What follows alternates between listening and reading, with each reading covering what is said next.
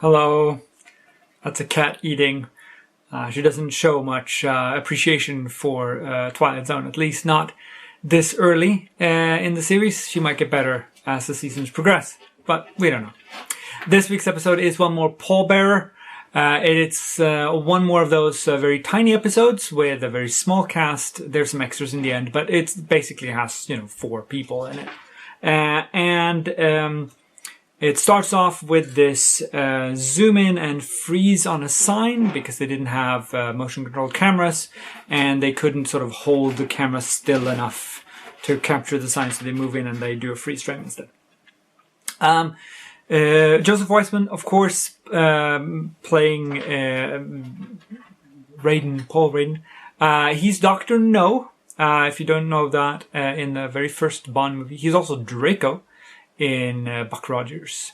Pretty cool. The school mom that has upset him so, Kaz McCoy, she's in another episode of Twilight Zone as well. There's some people here of note. This is all about the Cold War scare. This wouldn't have worked without having a Cold War scare, and this is something that we see quite a bit in the Twilight Zone. Hi, Cat.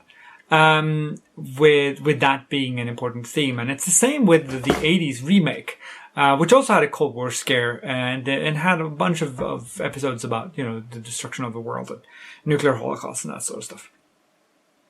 I'm not sure how you would hear an alarm in a bunker. I know that there are speakers, but he knocks a speaker off, and it's like the episode wants us to think that they can hear the noise from outside, which clearly is very ridiculous. You wouldn't be able to do that.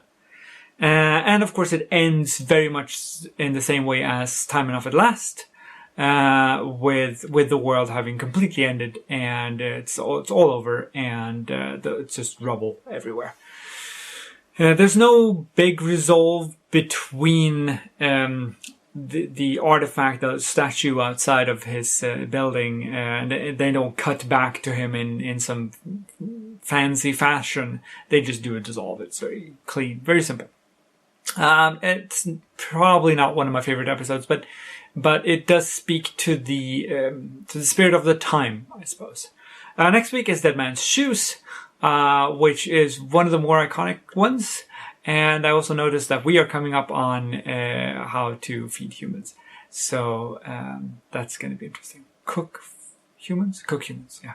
And I'll see you then. Take care now.